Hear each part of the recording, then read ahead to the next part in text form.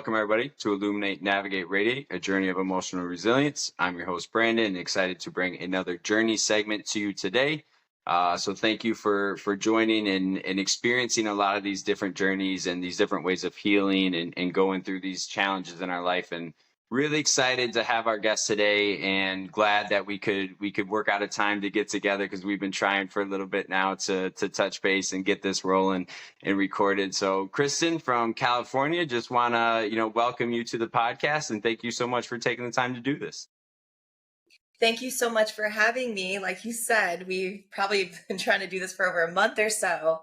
So I'm super excited to be here to be able to share my story. Yeah, awesome. And just how you doing today? Weather good in California and everything nice?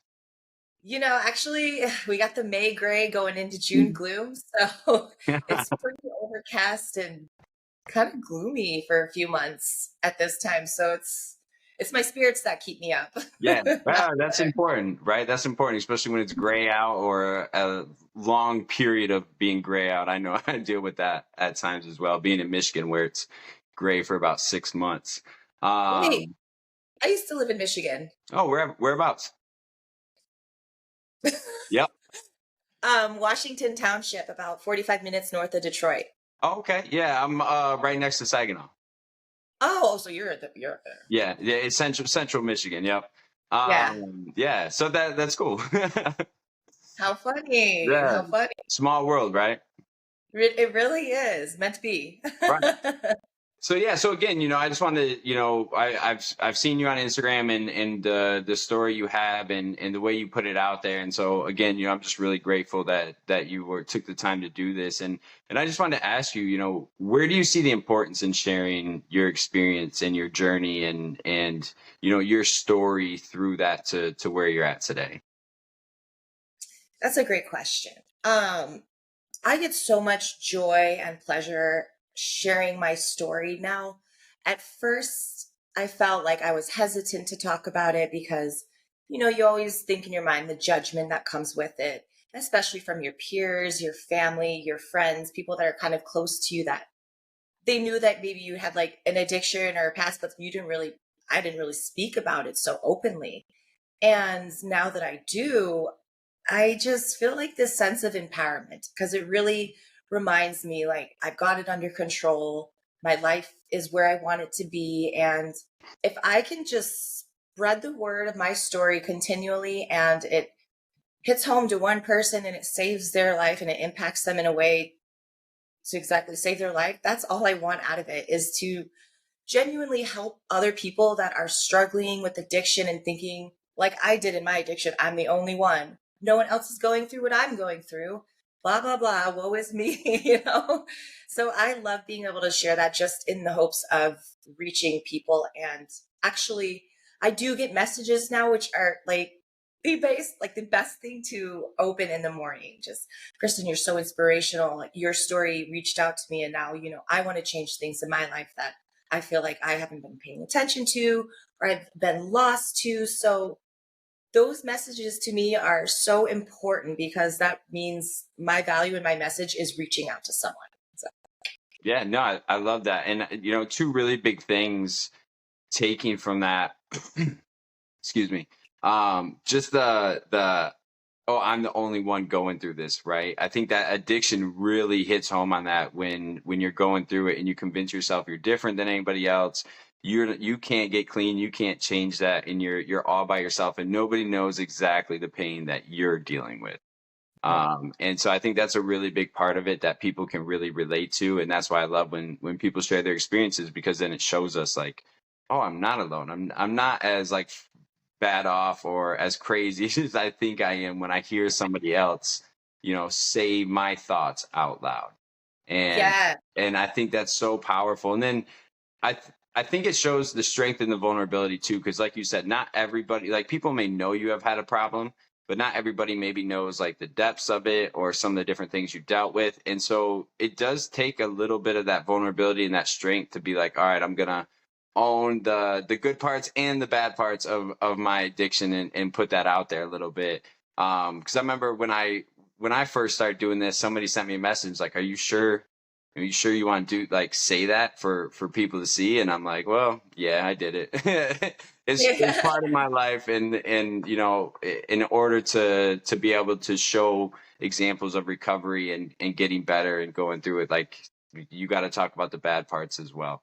And so I love that, you know, your reasoning behind wanting to do that and inspire other people. And yeah, getting those messages can be one of the best feelings in the world. So, you know, that's an awesome reason to be doing that. And just kind of going into, you know, your experience with it, was it something, you know, was addiction something you grew up around? Was it something you were aware of while you were growing up? Or did you find out about it more when you kind of got into it? Well, I would say for the first 15 years of my life, I lived with my father, my real father, for about till I was like 3 to 17. And on that side of the family, yes, alcoholism was a big, it runs in both sides of my family, I found out inevitably. But I did grow up around seeing, my aunts and uncles always not like hardcore morning to night like I like to do, but they like to party. Every holiday was a party. Every weekend could have been a party just because it's Friday night. But have everyone over was a party. So I remember seeing that as a little girl, thinking like, ooh, I can't wait to grow up and be able to have those drinks because they look like they're having fun. Even though I did see bad sides of it, the yelling, the fighting, the screaming, everyone getting upset. And, as a kid, you're like, what's everyone so mad about? You were just happy 10 seconds ago. So, I mean, yeah, I did see that. I don't think that really made me gravitate or the stem of my problem with it. Just because I saw what it did and how unhappy it made people, I kind of, as I grew up, was like, I don't want to be like that. Alcoholism runs in the family. I was told, don't drink and you'll have a good life. And I was like, okay, I could do that. But I would say more so started because my dad, he was very, very, very, very strict. He was like, no dating, no boys till you're 16. Like if I wanted to hang out with a friend, I had to, back when we still had answering machines and caller ID, I had to make sure when I got to the friend's house, that I called from the caller ID, made sure that he talked to a parent there. So that way I couldn't just say I was there. He was very I was basically in this box. So, I mean, yeah, I was still, I'd get in trouble. I'd lie. I'd sneak out because I couldn't go out. But I saw that to me as you don't even give me an inch, so I'm going to definitely take a mile. That was Yeah. just my mentality, as a kid growing up, because all my friends got to hang out. They got to go to dances. They got to hang out with boys. They got to, go to the mall.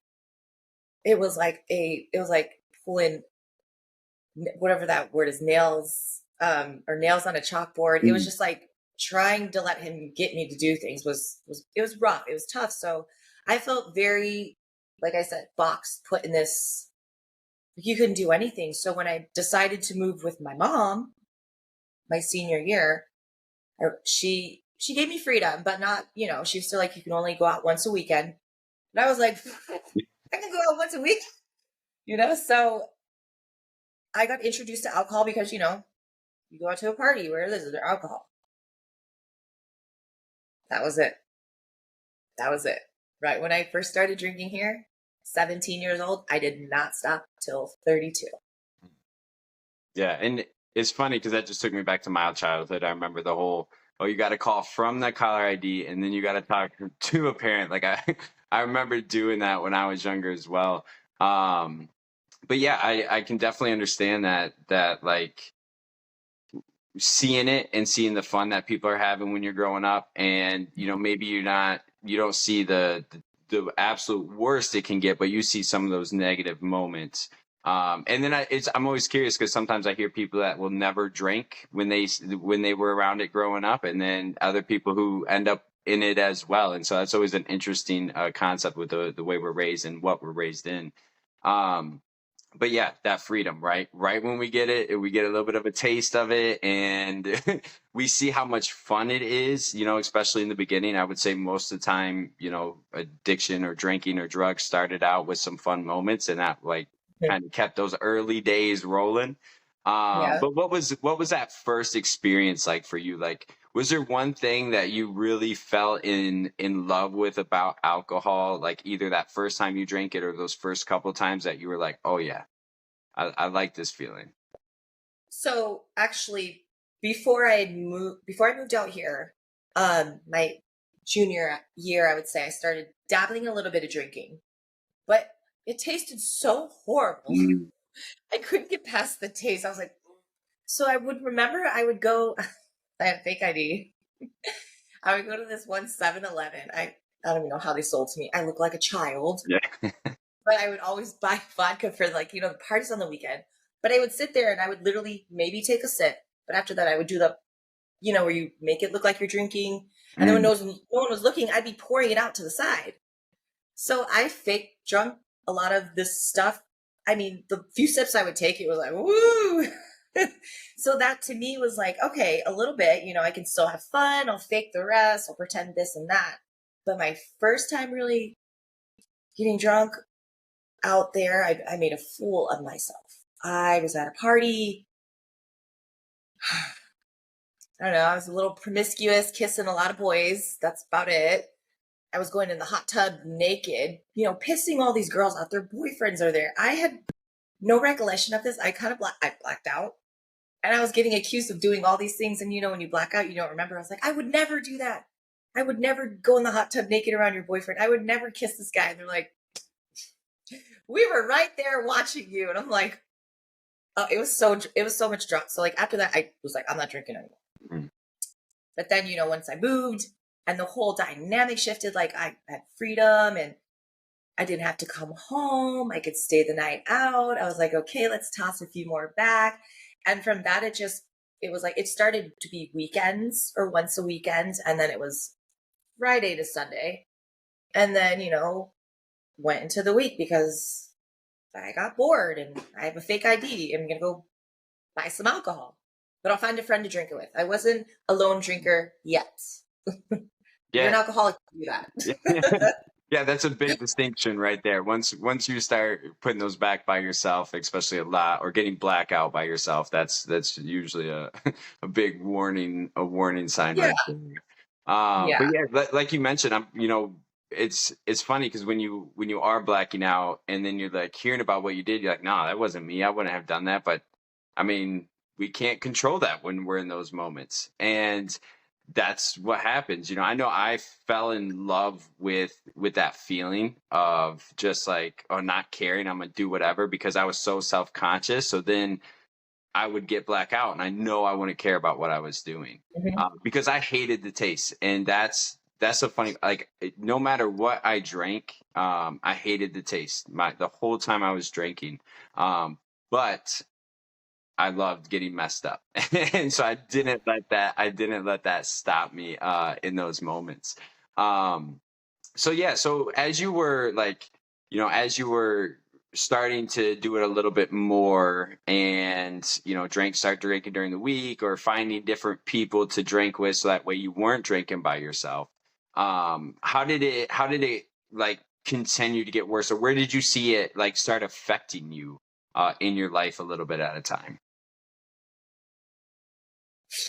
Man, pretty early on, I would say like my early 20s, I got pretty deep into it, along with other, drugs on the side because we all know alcohol's a downer. So I needed an upper. So I would choose cocaine because that was like my perfect mix. And that's probably where I knew it started this time because I'm like, I need something to keep me up. And someone was like, well, try this. And I was like, well, why not? Because I'm such an open person.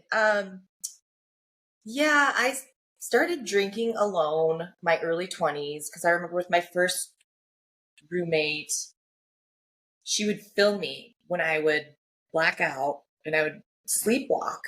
I would go in the kitchen.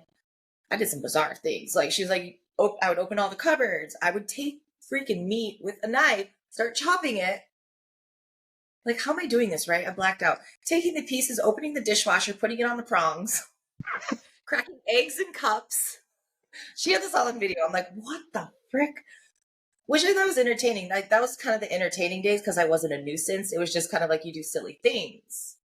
But then when I moved in with my other girlfriend, I started wanting to hide it. Like she would tell me like, why, I know every time you go in your room and you're taking a shot with your blue vodka handle underneath your sink. I'm like, you went in my room?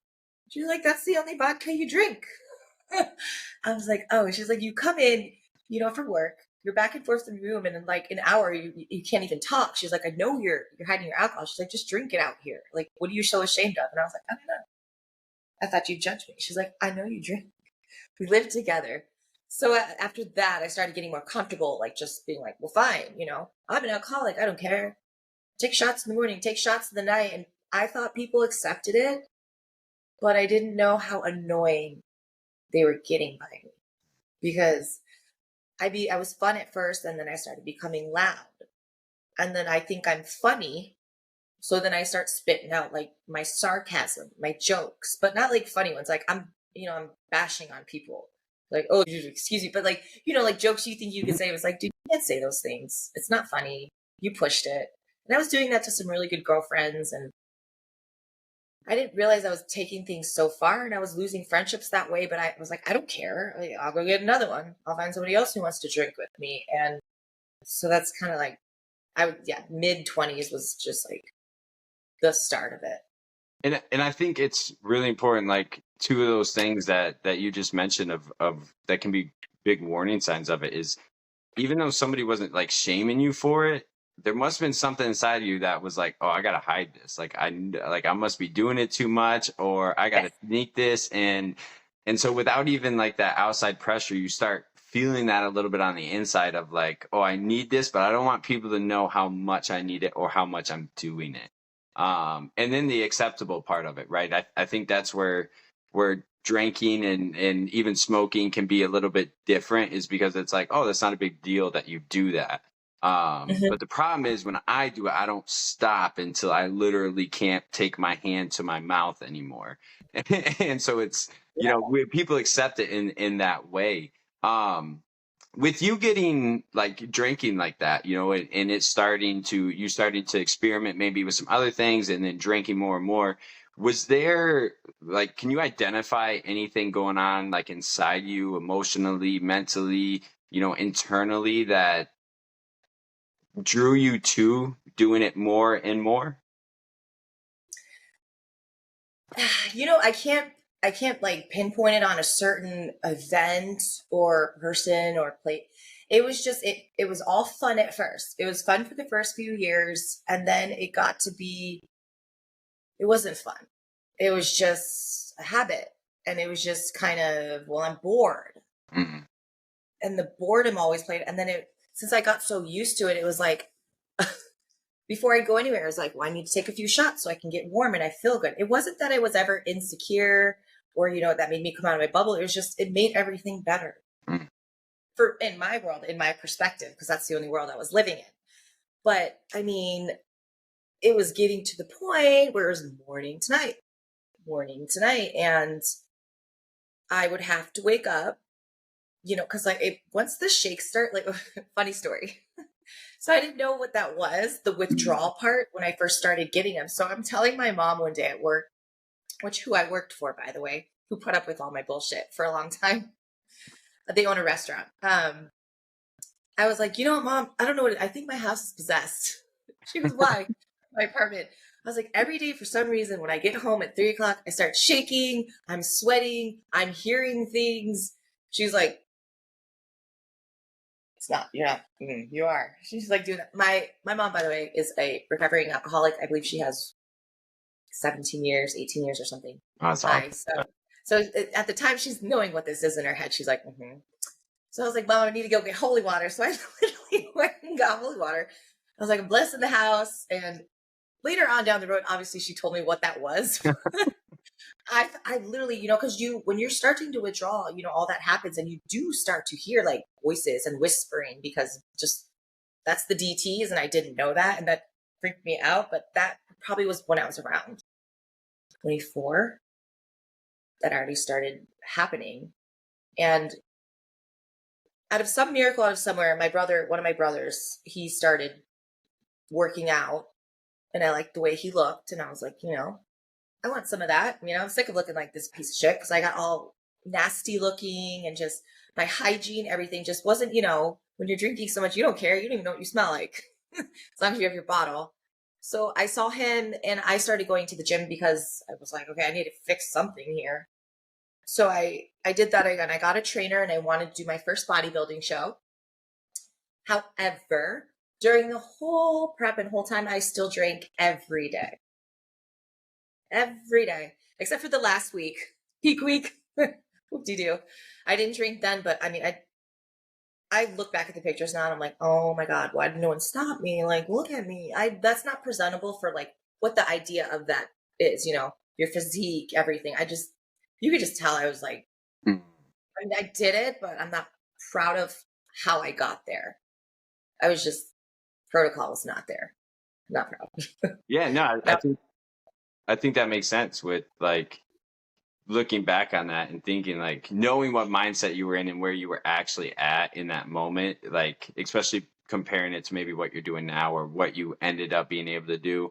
But yeah, I mean, was there that moment where like you gave it up, or was it like you said you kept drinking a little bit after you started adding some of these healthier things into your life, or was it like just slowly kind of going and cutting some out here, cutting some out there, and then eventually it ended?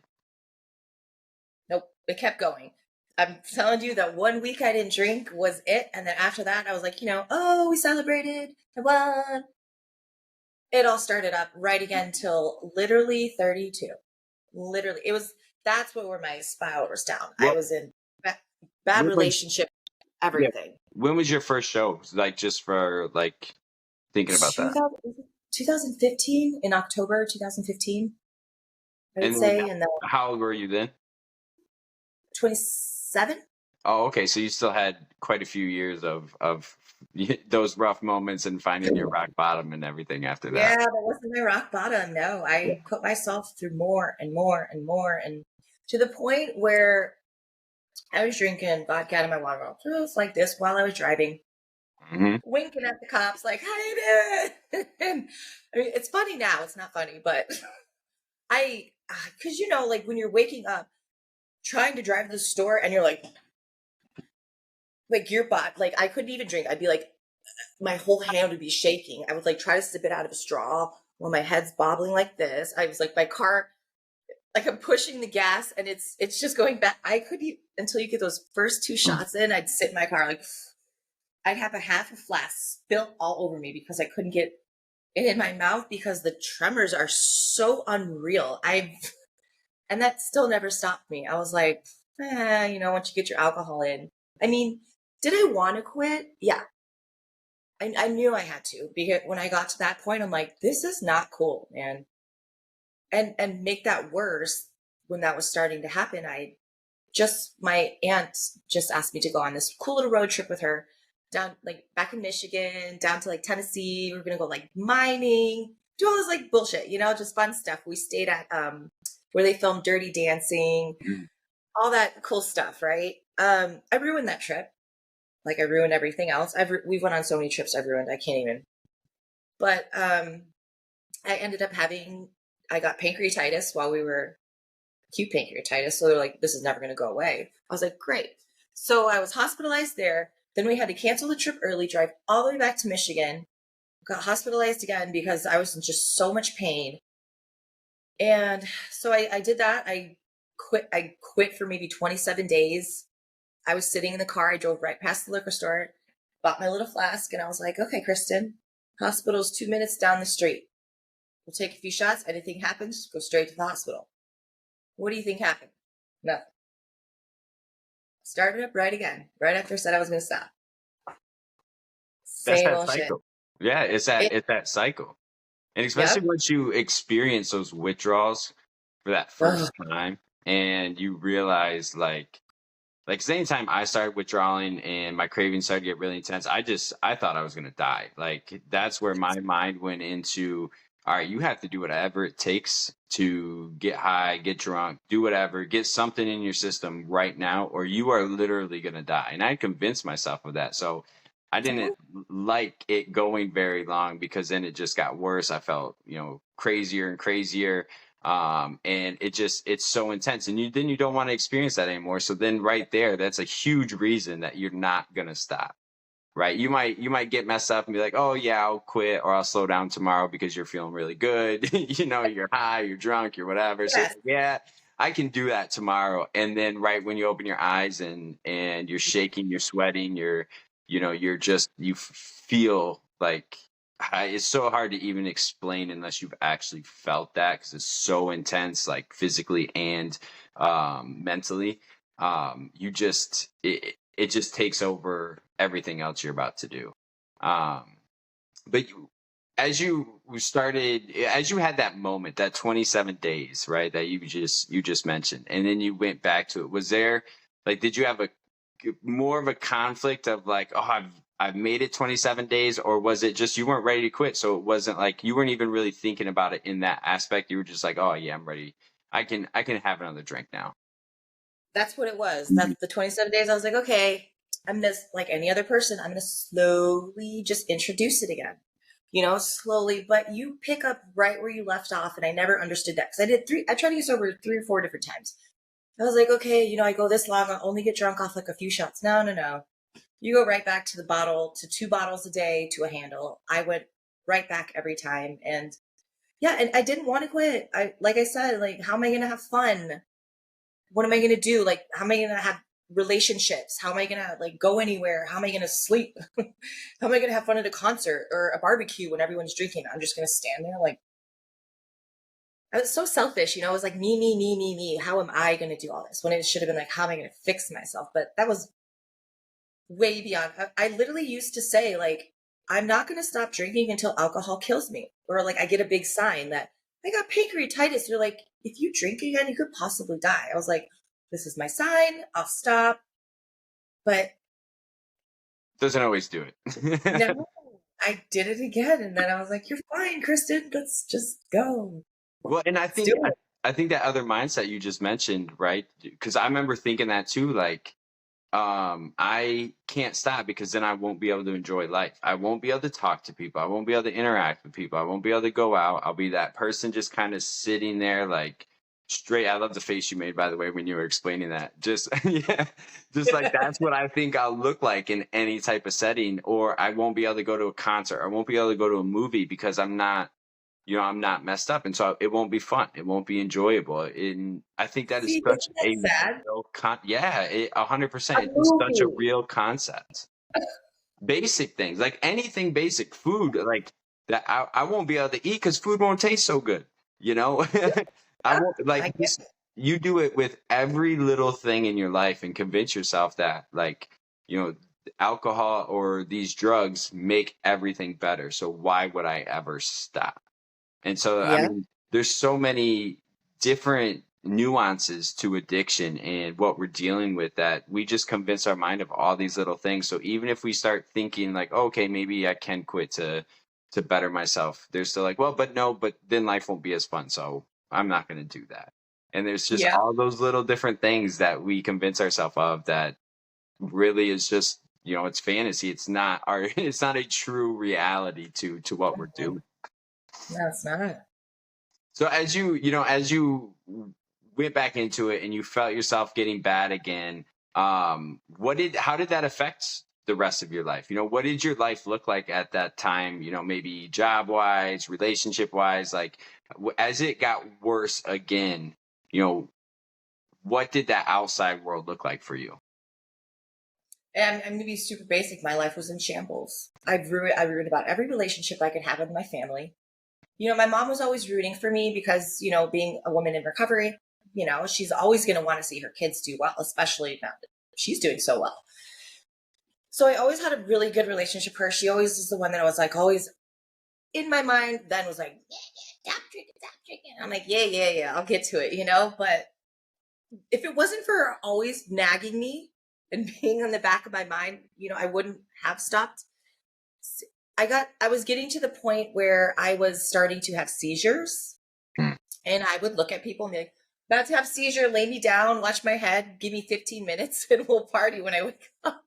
And they're like, okay. Yeah. And then some people started to get over it. They're like, maybe you should go home and not come back. I'm like, And others were cool with it. They're like, I got a line for you when you wake up, you know? So I chose that crowd to stay with. And it finally, in my last seizure, I went to the store with my niece and I was sitting in the car because I felt one come on, and we pulled up to my mom's house. I was like, give me a minute. Like, I just need to like have a headache. She's like, okay. So she gets out of the car. Probably was seizing, I want to say 15 minutes. And I was trying to get out of the car, but I was somehow underneath the passenger side, underneath the dashboard, like in this ball. And my hands were like this because, you know, when you get all clenchy. And I was rocking the car back and forth trying to get out. So the alarm was going off. I finally get out of the car. And I mean, I like rolled out like a snail, like crawling. And I'm walking up like a zombie, like my mouth's foaming. My whole family's outside. They're like, oh my God. And in my sick mind, all I'm trying to do is tell them, lay me down, I'll be okay. But they're like, what's going on? You know, everyone's in panic. My dad's grabbing me and I'm going, I'm looking like the exorcist because I can't get words out of my mouth. And so they call the ambulance. I had lost my speech at this point, and they kept asking me, like, what are you doing? What are you on? And I couldn't say anything. And I was crying because they're like, you're not helping. And they were like yelling. The paramedics were like yelling. And I was like, because I couldn't say anything. So I get to the hospital and I'm like, great, this is what you get, Kristin, little party girl. Now you're not going to talk anymore. You probably had a mini stroke. Now you're not going to talk. That's what you get, right? So I'm sitting there and I'm like, literally, all right, fine. God, you win. I will give this up if you just, I need my voice back. Like, I need to have my life. So tell me what I got to do next. Doctor walks in the room. He goes, are you able to say your name now? I'm like, Kristin Radzitowski, like right away. And he was like, oh, we have our speech back. And I started bawling. And I was like, yeah, because then I knew like, okay, I made that agreement. So I was kind of like, darn it, I'm going to have to go through with this. So like my mom picks me up and she's like, you know, you need to go to rehab.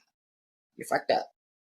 Like, this isn't, I was like, no, like, I don't want to go to rehab. I'll quit drinking. She's like, no, you need to get away from everybody.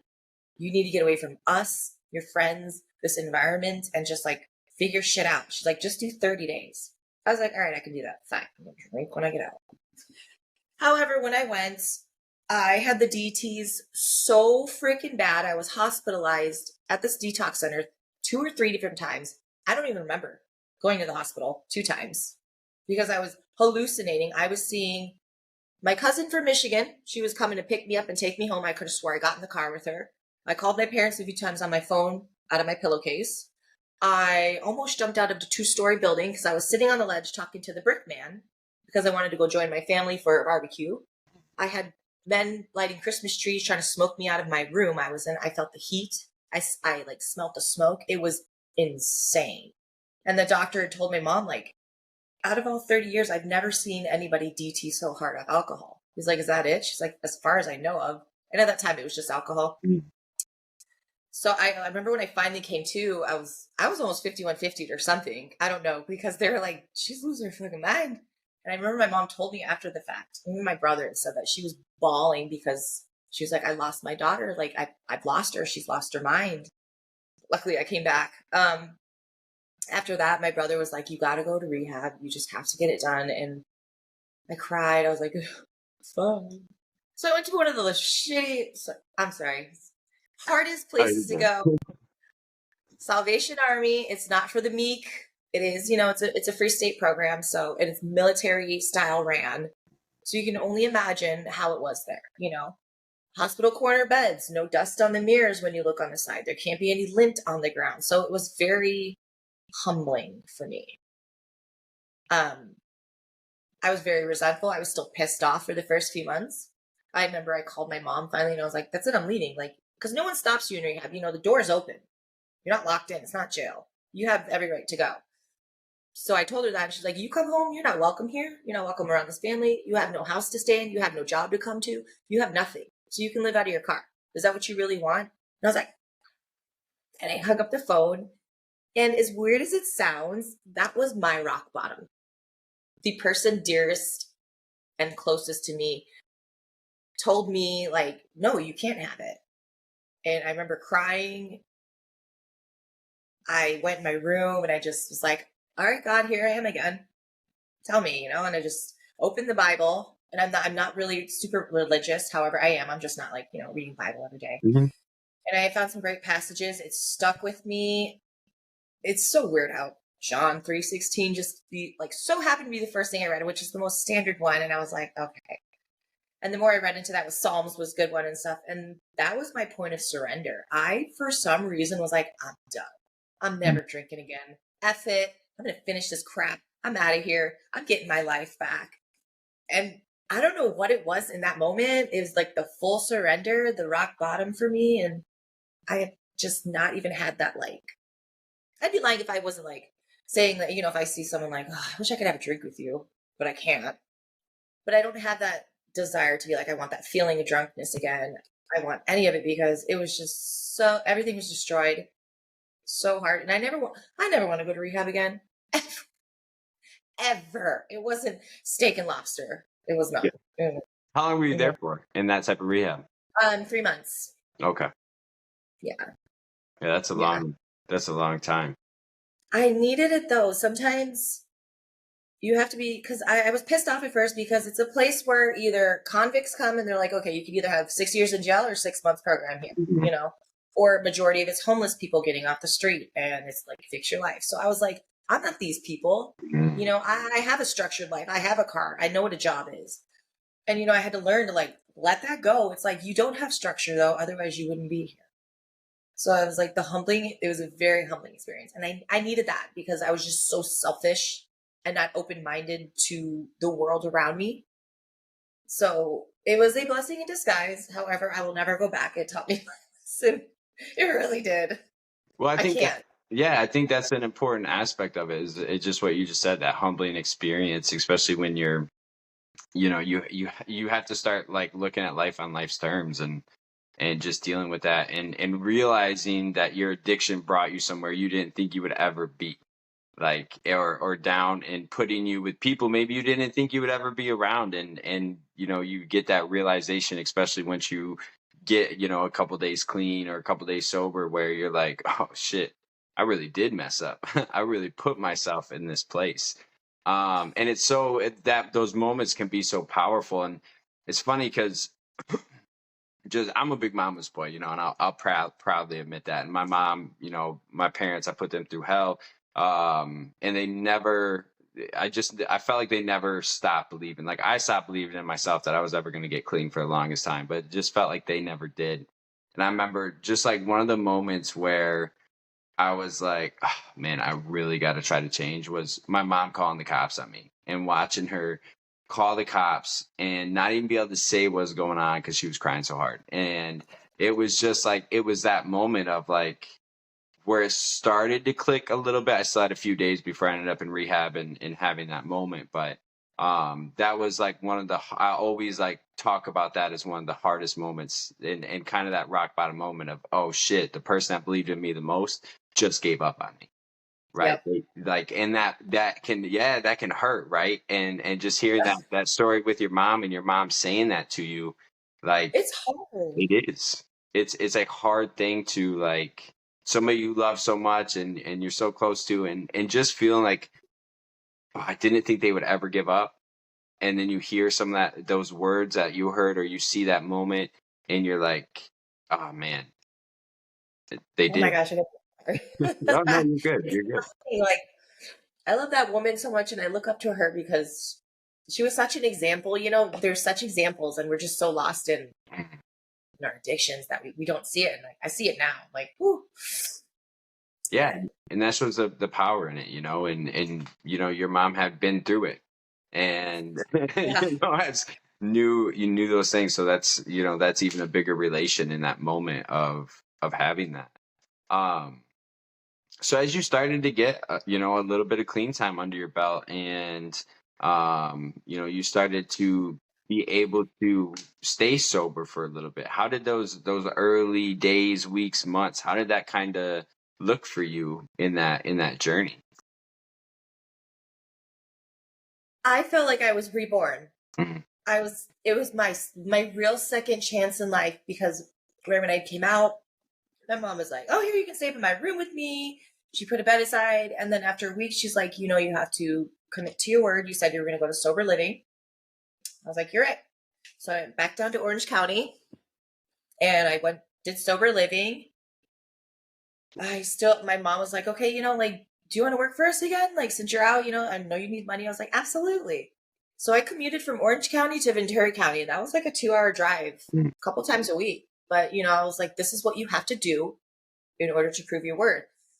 She took me and helped me got another car, brand new car. I bought myself a brand new car. I got my job back. I went to sober living. Things just were going like this, like times 100. I mean, my skin had never looked so good. The friendships I had mended, because you have to do your fifth step. I had to do all my letters and all that. It was great. There was no looking back. There was just, I couldn't wait to talk about it and tell everyone I was sober because I was so happy. I just found like no embarrassment in it anymore because I saw how sick I was and how good of a person I was becoming and how easy life is. And in the program, like the promises, Mhm. it's, I thought it was bullshit. Honestly, when I would go to AA before, I'm like, bro. But I've gotten everything that times 100 and it hasn't stopped since. It just hasn't stopped. So life is so good. Still hard. Crap happens, you know, but I deal with it so differently now. It's not just, I like, before I wouldn't deal with anything. I would just get drunk and forget about it. Deal with it tomorrow. Mhm. But now I'm just like, I deal with it. I get it done. I deal with all my crap. And then before I know it, I have my day. My life is good. I'm just so happy. Yeah, well, I love the reborn phrase too, right? Because like I think when it's that time, when it's that moment, you're actually gonna do it. You can feel that. Like there was definitely moments where I was like, oh, I'll quit, or at least I'll quit one thing, but not the other. And I never had that like really change in my mindset.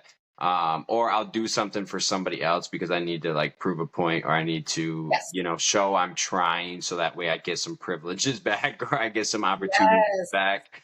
But that Yep. moment you actually feel it deep down, it really does feel like that, right? You feel like a new human being, you feel like a new person, and it's just so it's exciting. Like it's like I remember just that first when I got out of rehab, and I was only in rehab 2 weeks, but when I came back, it was just like everything was like I'm doing it for the first time. I'm actually talking to people for the first time. I'm trying foods again for the first time, and it was just like such a surreal experience of just like relearning. Like I was a 25-year-old baby, just like taking all these new things in, and I was so excited about it. Um, Yeah. but like you said, life is hard, right? Like that's the biggest difference is the way we deal with things now, right? After we get clean, after we get sober, with not having to deal with it tomorrow, as we'll tell ourselves, or I'll deal with that another time, Well, and then eventually you just kept going, and you forget that was even a thing, so you never deal with it.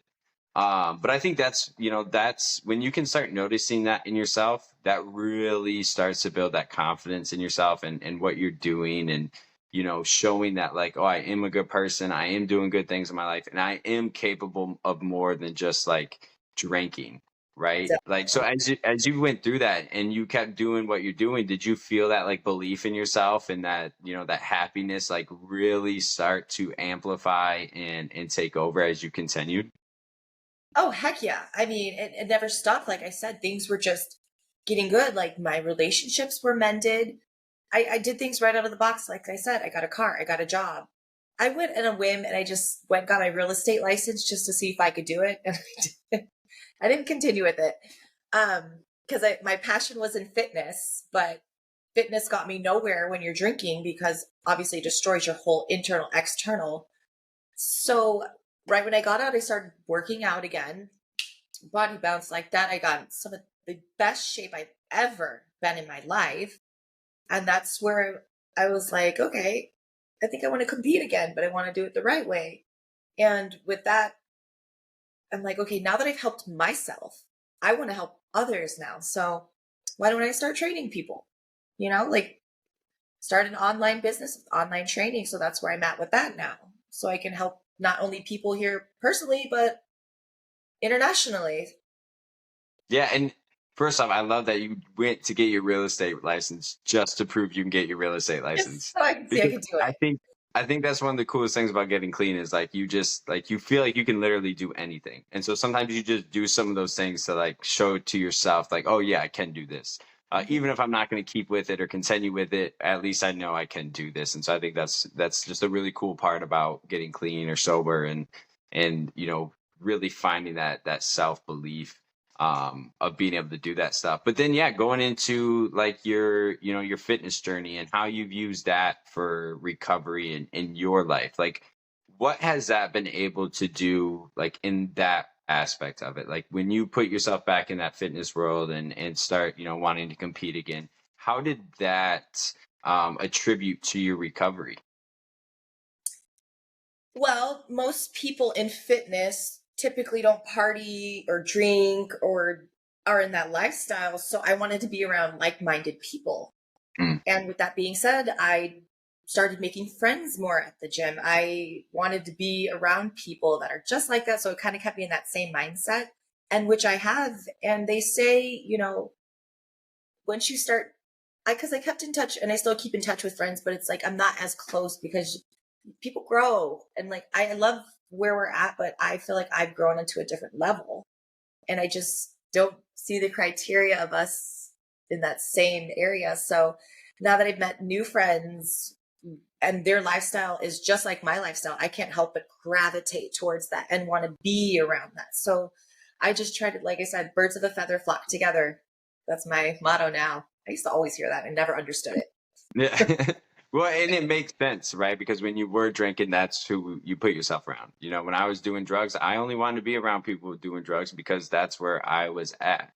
Mhm. And it sucks like when you go past some of those relationships, or like you can remember just being really close with somebody, or just like going through certain things with somebody, and then you don't really keep in touch, or maybe you do but it's very just like, oh hey, how you doing, hope you're doing well type of thing. But like you just said, it's that growth, right? And if it doesn't match up to where you're lifting each other up and you're building each other up and pushing each other to different limits, then that's what happens, Mhm. unfortunately. And when we can be okay with that and be around people that want the best for us, be around people that are going to push us past those points of like where we might tell ourselves like, okay, this is too much, then you got somebody else able to interrupt that voice and say, no, you can go a little further, right? You can Yeah. push yourself a little bit further in this moment.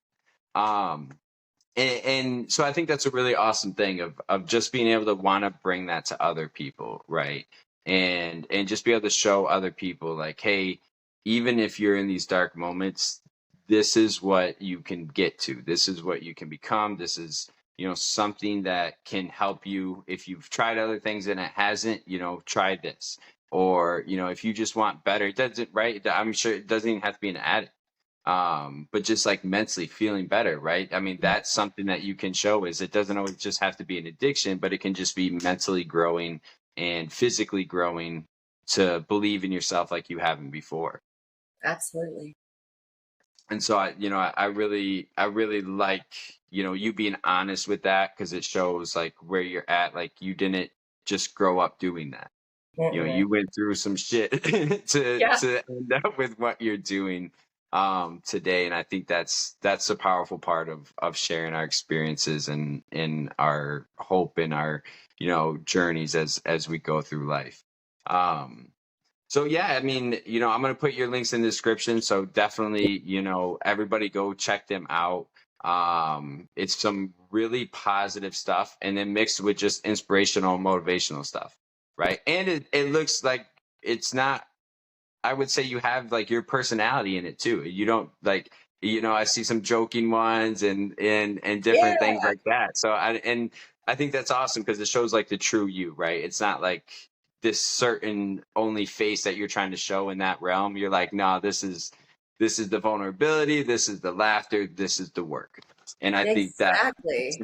I think that adds to your messaging when you're able to do that. Oh, thank you. Yeah, of course. And just as we get to wrapping up here, again, I really appreciate your time and your vulnerability of coming on and sharing. Really grateful to be able to do that and talk to different people about their experiences. So thank you again. And I just want to leave you with the last word of if there's any little tidbits of advice or thoughts, or just, you know, what do you want to leave people with as we end our conversation here? You know, kind of like when you think you can't quit, you can quit, because I think everybody knows what they have to do. You know what you have to do, so just go do it. Put it down and go to the go to the rehab and fix your mind, because you can end up just like him and I, doing amazing things, and now it's your turn to spread your message and do something for yourself. I love the simplicity of that message, and so power, but so simple at the same time. That's all it So, yeah, is. so thank you again. You know, I greatly appreciate it. And then, like I said, you know, her links are in the description, so definitely go check them out, give her a follow, see what she's up to. And if you need some help, whether that's, you know, looking for inspiration or somebody to talk to, getting sober, or if you want to, you know, start lifting and bodybuilding and just getting in shape, and what that can do, exactly what that can do mentally and physically for you, definitely go and shoot her a message and see what she can offer you. So thank you everybody for joining us. This has been Illuminate, Navigate, Radiate. Have a great rest of your day. Bye.